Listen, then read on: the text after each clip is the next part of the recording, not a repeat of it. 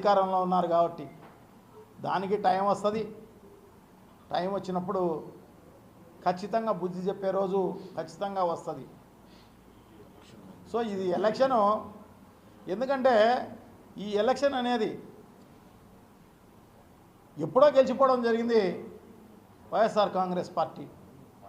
ఎందుకంటే జగన్మోహన్ రెడ్డి అంటే ఆ భయం ఎప్పుడు పుట్టిందో తెలుగుదేశం పార్టీకి, అప్పుడే వైఎస్ఆర్ కాంగ్రెస్ పార్టీ గెలిచిపోయింది. మనం ఏం మోసం చేసినాం ఈ ప్రజలను, ఒక్కటి కూడా చెప్పింది అమలు చేయలేకపోయినాం. ఖచ్చితంగా మాకు ఓట్లేరు, మేము ఓడిపోతాం అనే భయంతోనే తెలుగుదేశం పార్టీ వాళ్ళు రౌడీ మూకలను దించి అందరినీ, ఎమ్మెల్యేలను, మినిస్టర్లను అందరినీ దించి రిగ్గింగ్ చేస్తే కానీ మేము గెలవలేము అన్న ఉద్దేశంతో బహిరంగంగా రిగ్గింగ్ చేసే కార్యక్రమం ఎక్కడ చూసినాం. బహిరంగంగా రిగ్గింగ్ చేసే కార్యక్రమం చేసి ఈ రకంగా గెలిస్తే ఒకవేళ ఆ కాగితం ఏమన్నా వస్తుందేమో, మీరు జెడ్పీటీసీ అని. అంతకు తప్పనించి ప్రజలు ఎప్పుడో నిర్ణయించుకున్నారు ఇది జగన్మోహన్ రెడ్డి గారి విజయం అని చెప్పేసేసి.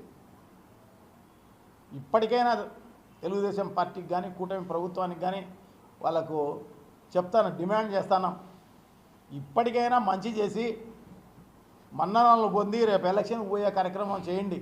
లేకపోతే మీకు బడిత పూజ చేస్తారు ప్రజలు.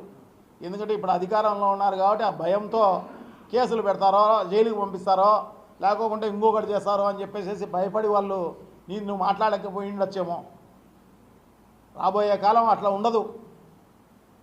ఖచ్చితంగా మీకు చిక్కులు చూపించే కార్యక్రమం ఈ ప్రజలే చేస్తారు అని చెప్పేసి మీకు అందరికీ కూడా తెలియజేసుకుంటూ సెలవు తీసుకుంటున్నాం. Thank you. సో కలెక్టర్ గారు ఉన్నారు బూత్లో. కలెక్టర్ సాక్షిగా జమ్మలవాడుగా ఆయన ఇక్కడ ఓటేస్తున్నాడు చూడండి. మళ్ళీ వాళ్ళందరూ కూడా నిస్సిగ్గుగా చూపిస్తున్నారన్నమాట. అంతా ఓట్లేసినామని. కమలాపురం ఒక దేవస్థానం chairman, Jammalamadugu market yard chairman, అందరూ వీళ్ళొకరే కాదు అందరూ కూడా. అంటే ఆ చుక్క కూడా సిగ్గుపడుతుంది. ఓటేసినామని ఓటేసిన దానికి ఆ చుక్క కూడా సిగ్గుపడుతుంది. సిగ్గుపడే విధంగా వాళ్ళంత బహిరంగంగా, నిజంగా కూడా అంత బహిరంగంగా ఇంత దారుణం చేయడం